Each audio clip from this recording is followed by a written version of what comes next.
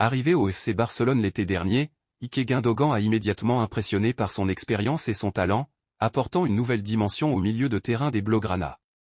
Cependant, à 33 ans, l'international allemand se retrouve déjà au centre des rumeurs de transfert, en grande partie à cause des défis financiers que rencontre le club catalan. Malgré ses succès historiques et son statut de géant du football européen, le FC Barcelone traverse une période économique difficile. La gestion financière du club a été mise à l'épreuve ces dernières années, avec une masse salariale élevée et des dettes importantes. Joan Laporta, le président du Barça, tente de redresser la situation, mais cela implique souvent des décisions difficiles, comme la vente de joueurs clés pour équilibrer les comptes. Fenerbahçe semble être l'un des clubs les plus pressants pour obtenir la signature de Gundogan. Le club d'Istanbul, désireux de renforcer son effectif pour dominer le championnat turc et se démarquer en Europe, voit en Gundogan un renfort de poids. Son expérience en Premier League et en Ligue des Champions, ainsi que ses qualités techniques et tactiques, en font une cible de choix. Cependant, Fenerbahçe n'est pas seul sur le dossier. José Mourinho, entraîneur de l'AS Roma, a également manifesté son intérêt pour Gundogan. Connu pour ses stratégies audacieuses et sa quête perpétuelle de titres, Mourinho considère Gundogan comme un joueur capable de dynamiser le milieu de terrain romain et de répondre aux attentes élevées de ses dirigeants et supporters. L'arrivée de Gundogan pourrait être le chaînon manquant pour une équipe de la Roma ambitieuse, cherchant à retrouver les sommets européens. Pendant longtemps, Galatasaray a été perçu comme une destination idéale pour Gundogan, notamment en raison de ses origines turques et de son attachement personnel au club stambouliote. Toutefois, selon les dernières informations du quotidien AS, cette piste semble s'être refroidie. Galatasaray ne serait plus dans la course, laissant ainsi Fenerbahçe en position de force parmi les clubs turcs. Bien que le FC Barcelone souhaite conserver un joueur de la trempe de Gundogan, le club pourrait être contraint de le laisser partir. Sous contrat jusqu'en juin 2025, Gundogan représente une valeur marchande significative qui pourrait alléger la pression financière du club en cas de transfert. Joan Laporta, actuellement aux États-Unis pour la préparation estivale, est conscient que le Barça pourrait devoir faire des sacrifices pour équilibrer son budget. Les dirigeants blaugrana évalueront donc toute offre sérieuse qui arrivera sur leur bureau. Malgré les incertitudes entourant l'avenir de Gundogan, le FC Barcelone continue de préparer la nouvelle saison. Les blaugrana débuteront leur campagne en Liga le 17 août prochain face à Valence. Cette échéance approche à grands pas, et l'équipe travaille dur pour être prête. La possible vente de Gundogan ajouterait un défi supplémentaire à la préparation de Xavi, l'entraîneur du Barça, qui devra ajuster ses plans en fonction des départs et des arrivées. Plusieurs scénarios se dessinent pour l'avenir de Gundogan. Si une offre substantielle arrive, le FC Barcelone pourrait choisir de vendre, utilisant les fonds pour renforcer d'autres secteurs de l'équipe ou pour stabiliser les finances du club. Alternativement, si aucune offre satisfaisante n'est présentée, Gundogan pourrait rester au Barça et continuer à contribuer à leur quête de succès domestique et européen. Le cas de Gundogan est révélateur des complexités du football moderne, où les considérations financières jouent un rôle crucial dans les décisions sportives. Pour les fans, cela signifie suivre de près les développements du mercato et espérer que leur club préféré parvienne à trouver le bon équilibre entre performance sur le terrain et stabilité économique. Alors que l'été avance et que le mercato bat son plein, l'avenir d'Ike Gundogan demeure incertain. L'international allemand, avec sa riche carrière et ses performances exceptionnelles, est un atout pour n'importe quel club, que ce soit à Barcelone, à Fenerbahçe sous la direction de Mourinho à Rome, ou ailleurs.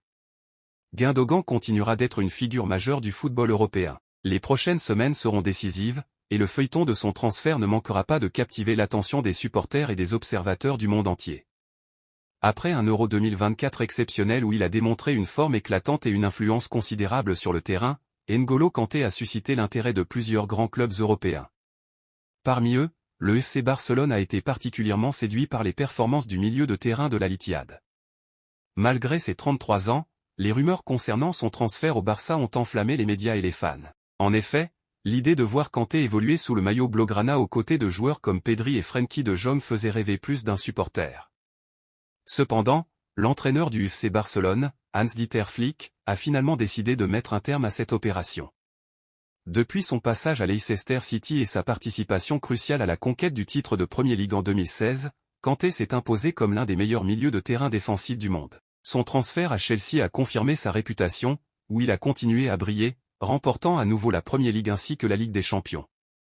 Au niveau international, Kanté a été une pièce maîtresse de l'équipe de France, notamment lors de la victoire en Coupe du Monde 2018. Malgré son départ de Chelsea pour Al-Ittihad en Arabie Saoudite, où il a rejoint d'autres grands noms du football attirés par des contrats lucratifs, Kanté a continué à afficher un niveau de performance impressionnant. Son endurance, sa capacité à intercepter les ballons et sa vision de jeu sont restés intacts, faisant de lui une cible attractive pour les clubs européens, même à 33 ans. Le FC Barcelone, en pleine phase de reconstruction après des saisons tumultueuses marquées par des difficultés financières et des performances en demi-teinte, voyait en Kanté un renfort de poids. Sa capacité à stabiliser le milieu de terrain et à apporter une expérience inestimable aurait pu être un atout considérable pour une équipe cherchant à retrouver sa gloire passée. Les discussions internes au sein du club catalan ont montré un réel intérêt pour le profil de Kanté. Les supporters, toujours enthousiastes à l'idée de recruter des joueurs de classe mondiale, espéraient que l'arrivée de l'international français pourrait insuffler une nouvelle dynamique à leur équipe. Cependant, l'entraîneur du FC Barcelone, Hans-Dieter Flick, arrivé au club durant l'été 2024, a une vision différente pour l'avenir de l'équipe. Flick, qui a connu le succès avec l'équipe nationale allemande en remportant l'Euro 2020 et avec le Bayern Munich en remportant de nombreux titres nationaux et internationaux, est réputé pour sa capacité à développer les jeunes talents. Conscient de l'histoire et de la philosophie du FC Barcelone, Flick a toujours été un fervent défenseur de l'académie du club, la Masia. Cette académie a produit certains des meilleurs joueurs du monde, dont Lionel Messi, Xavi et Andrés Iniesta. Flick croit fermement que l'avenir du club réside dans la promotion des jeunes talents formés en interne plutôt que dans l'acquisition de joueurs expérimentés à l'extérieur.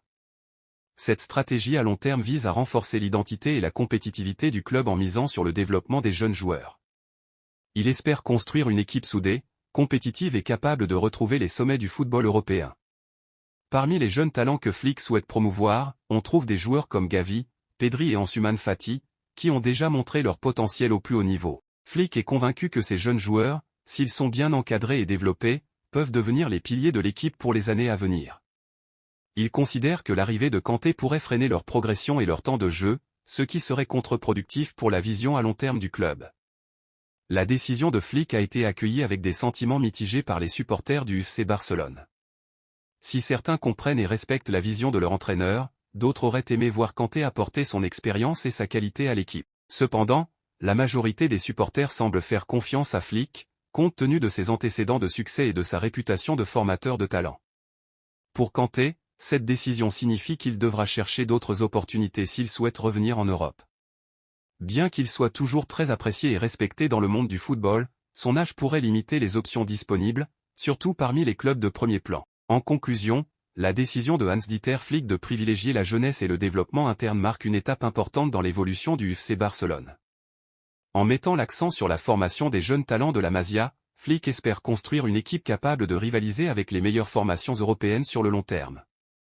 Cette approche, bien que risquée à court terme, pourrait s'avérer payante si les jeunes joueurs parviennent à s'imposer et à répondre aux attentes élevées placées en eux. Ainsi, le choix de ne pas recruter N'Golo Kanté, malgré son immense talent et son expérience, souligne l'engagement du FC Barcelone envers une stratégie de développement durable visant à retrouver la gloire passée du club en s'appuyant sur ses propres ressources.